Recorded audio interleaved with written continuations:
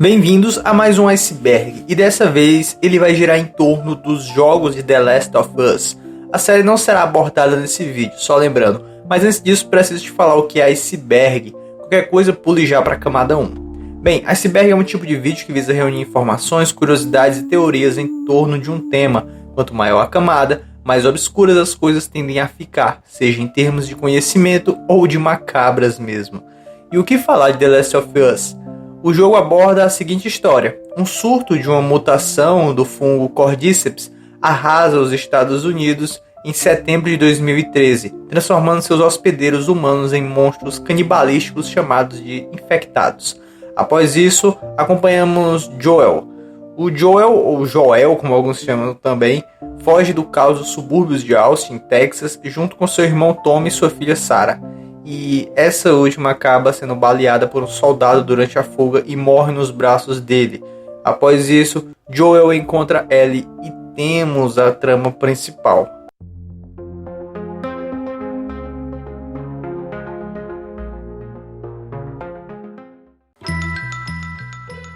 A capa do segundo jogo da franquia mostra o rosto da protagonista, Ellie, em um close-up suja, ferida, com expressão de raiva e dor.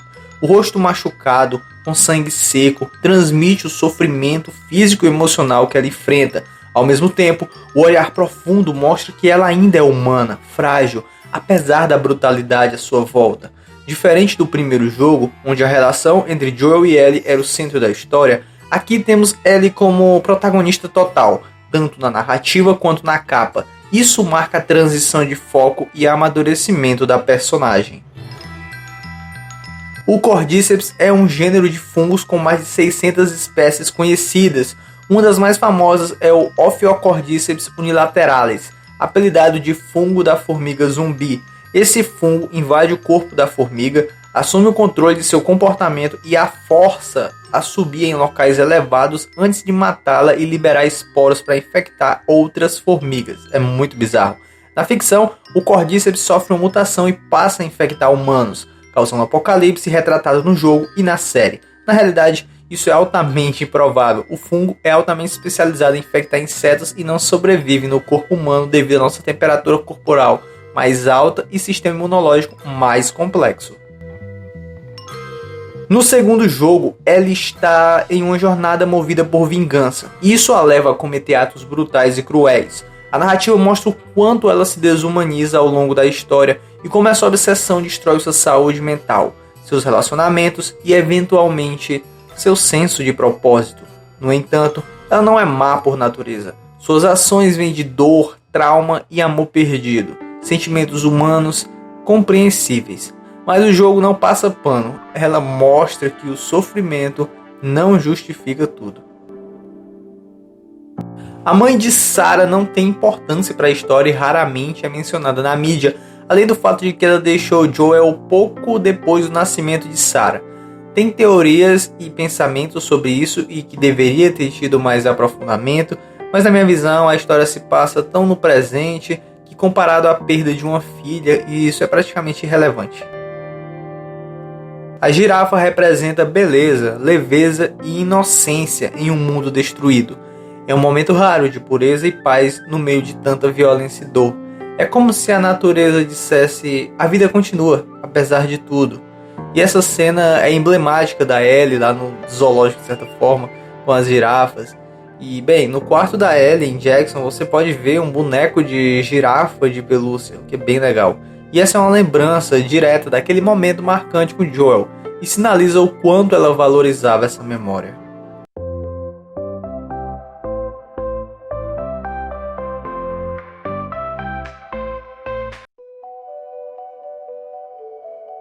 No universo do jogo, o Cordyceps sofreu uma mutação adaptada para humanos, por conta do aquecimento global, mas ele não é compatível com outras espécies de grande porte, como cachorros, girafas ou lobos.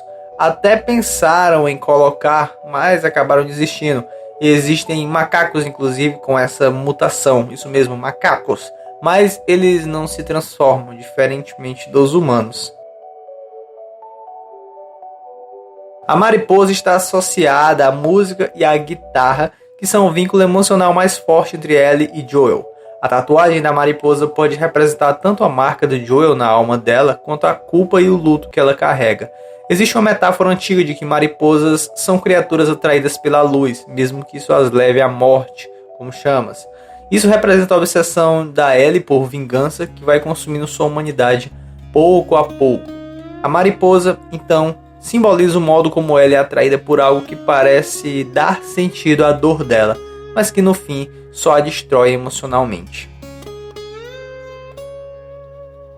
David tenta se mostrar gentil, protetor e racional, criando um ar de pai ou líder compreensivo, e isso é uma tática comum de predadores sexo-reais, que se aproximam de vítimas mais jovens se fazendo de confiáveis antes de revelarem suas intenções. Na luta, David tenta imobilizar Ellie e fala com ela em um tom perturbador. A maneira como ele se aproxima e como a câmera foca em Ellie tentando escapar é carregada de tensão sexual não consensual. Riley é uma sobrevivente de 16 anos que morava em Boston, e a Riley não gostava dos militares e frequentemente falava favoravelmente aos vagalumes, defendendo suas ações supostamente radicais. Durante o ataque, quando estava com Ellie, a Riley é infectada e Ellie foi mordida nesse ponto também. No final, Riley sucumbiu à infecção fúngica e morreu. No entanto, Ellie não morreu, descobrindo que era de alguma forma imune, e mais tarde foi até Marlene. Ellie também pegou o pingente de Riley para guardar como um artefato, para então se lembrar dela, o que foi um fim bem sombrio e simbólico. Existem 7 membros da WLF que estão presentes na execução de Joel: a Abe, Owen, Mel, Nora, Jordan, Whitney e Manny. Essa teoria propõe que cada um desses personagens encarna um dos 7 pecados capitais: orgulho, ganância, luxúria, preguiça, ira, inveja e gula. A natureza desses pecados também desempenha um papel fundamental na conclusão ou destino de cada personagem, e a teoria é extensa, mas, resumidamente, alguns deles são a ganância, representada por Jordan, preguiça, Whitney, e a ira, por Abby.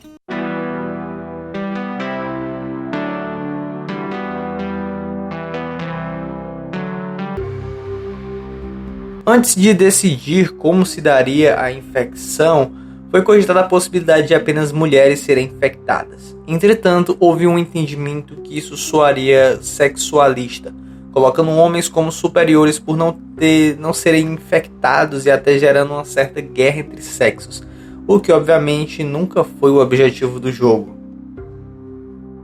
As sementes do que viria a ser The Last of Us chegaram a Neil Druckmann ainda em 2004, quando ele estava na faculdade, e um projeto de classe exigia que ele apresentasse um pitch para um jogo. A ideia que ele desenvolveu era de um jogo ambientado em um apocalipse zumbi, mas com jogabilidade inspirada em Ico.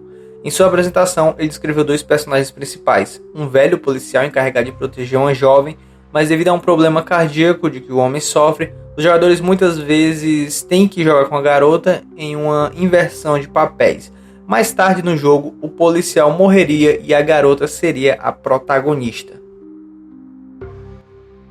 Se aceitarmos a teoria de que The Last of Us e Uncharted estão no mesmo universo, é possível que Nathan Drake tenha desencadeado a infecção de Cordyceps sem querer enquanto explorava uma ruína antiga. Quando a Ellie e a Dina encontram o esconderijo de Eugene, elas acham as fitas cassete de filmes porn, sabe, mais 18, e 2 têm nomes bem familiares: Dawn of the Wolf, que traduzindo seria algo como Bilal do Lobo, a paródia do filme Dawn of the Wolf, ou Amanhecer do Lobo, que é um filme adolescente do universo de The Last of Us, meio que uma mistura de Crepúsculo com Teen Wolf. E o outro é Smash Brand Squash, que em tradução de português de Portugal seria Esmagar Rata da Brandy. É claro que se trata de uma piada com Crash Bandicoot, que foi uma das primeiras franquias da Naughty Dog. O protagonista nasceu em Arlington, Texas, e cresceu com seu irmão mais novo, Tommy. Desde criança, ele desenvolveu uma paixão pela música, aprendendo a tocar violão.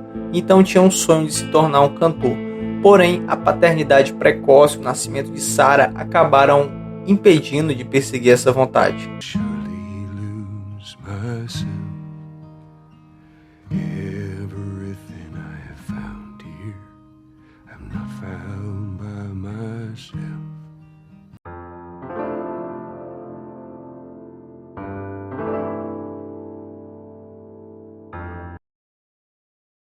Na história original do Druckmann, Tess perseguiria Joel por todo o país em busca de vingança e o torturar brutal no final. Essa ideia foi abandonada porque não fazia absolutamente nenhum sentido em um cenário pós-apocalíptico. Ish é um personagem mencionado em The Last of Us Parte 1. Tudo o que se sabe sobre ele vem de uma série de notas encontradas por Joel. Ele tentou fugir da pandemia pelo mar, mas sem sucesso. Ele acabou sozinho na praia. Lá ele decide buscar abrigo no esgoto, onde de fato encontra um lugar tranquilo e aparentemente invulnerável. Na realidade, ele fica tão distante do caos pandêmico que quando famílias aparecem por lá, procurando a mesma coisa que ele, Ish simplesmente decide acolhê-las. O podcast oficial de The Last of Us é uma produção da HBO e da Share Entertainment, lançado para acompanhar a série live action exibida na HBO Max e apresentada por Troy Baker, que é o ator que interpreta Joel nos jogos, e tem como objetivo aprofundar os episódios da série, discutir decisões criativas e explorar os bastidores da adaptação. Manny é sim inspirado em Neil Druckmann, e isso foi intencional. Ainda que interpretado por outro ator, ele carrega traços da personalidade do próprio criador da franquia, funcionando como uma espécie de avatar espiritual dentro da história. Uma curiosidade divertida e significativa para os fãs atentos. Ellie quase teve um cachorro como companheiro de The Last of Us Parte 2, mas a ideia foi descartada para manter o foco emocional da história e evitar problemas técnicos e narrativos. Mesmo assim, a presença de cães no jogo mostra que a Naughty Dog ainda quis explorar a relação entre humanos e animais, mesmo que de forma mais trágica e ambígua.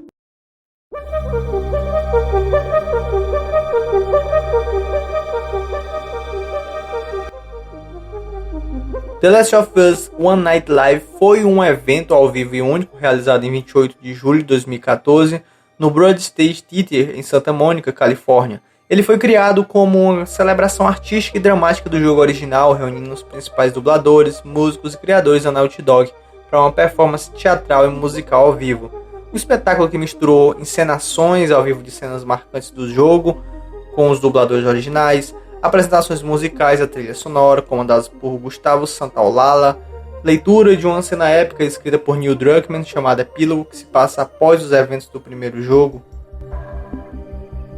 Boris Legazov foi um personagem de The Last of Us Parte 2. Ellie o encontrou algum tempo depois que ele foi infectado e atingiu o estágio 2.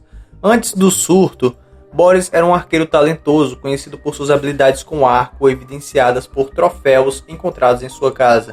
Ele vivia com sua filha Sofia e era respeitado na comunidade local. Após o surto, Boris tornou-se um defensor ativo da comunidade, utilizando suas habilidades para proteger os moradores contra os infectados. Sua filha Sofia foi morta por Washington Liberation Front, a WLF, o que o levou a buscar vingança. Sentindo-se traído por vizinhos que planejavam entregá-lo à WLF, Boris os trancou em uma garagem cheia de esporos, resultando na infecção de todos, incluindo ele próprio após ser mordido durante o confronto. Em sua confissão final, ele expressa arrependimento e alerta para que outros não retornem àquela área. Abby é vista lendo o livro Cidade dos Ladrões, e o diretor criativo, o Druckmann, já revelou em entrevistas que uma das inspirações para The Last of Us foi o livro Cidade dos Ladrões, que foi escrito por David Benioff, um dos responsáveis pela adaptação para a TV de Game of Thrones. Inclusive, Lev, o personagem de The Last of Us, é inspirado no personagem Lev Benioff do livro Cidade dos Ladrões. Antes da infecção devastadora causada pelo fungo Cordyceps transformar a sociedade, o Joel vivia no Texas e ele trabalhava na construção civil e cuidava da filha Sarah como um pai solteiro. Essa parte da sua vida, embora breve no jogo, é essencial para entender a profundidade do personagem. Com a morte de Sarah, Joel é consumido pela dor e nos 20 anos seguintes ele sobrevive como contrabandista, adotando uma postura fria e pragmática. Sua humanidade parece perdida, até então conhecer Ellie. Esther foi uma personagem que foi descartada. Ela seria uma namorada de Joel, e eles se conheceriam e namorariam The Last of Us 2, com ela sendo infectada e Joel dentro da casa dela após esse acontecimento. Então rola ali alguma coisa que só conseguimos escutar um tiro. Então ele iria sair e ficaríamos na dúvida se ela se desfaleceu no local ou ele a finalizou. Ele não falaria mais sobre esse assunto. Ela não foi colocada no jogo pela descentralização na Ellie no plot principal, meio que iria atrapalhar o andamento e o foco do jogo.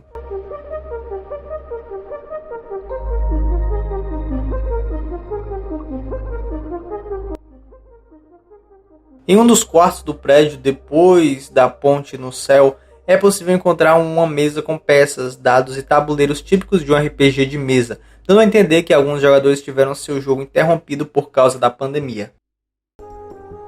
Na fase final de The Last of Us, quando o Joel está no hospital em busca de Ellie, poucas pessoas notaram que o jogo incentiva o player a não desistir, com esse recado, que meu inglês aqui ia bugar todo. E isso aqui significa basicamente para você não desistir, que você está próximo. Foi disposto em um dos consultórios em forma de placa de acuidade visual, um dos testes realizados por oftalmologistas. Quando Ellie aprende a assobiar durante o capítulo Pittsburgh, a melodia que ela assobia é vagamente semelhante à faixa Nightstemme da série Uncharted.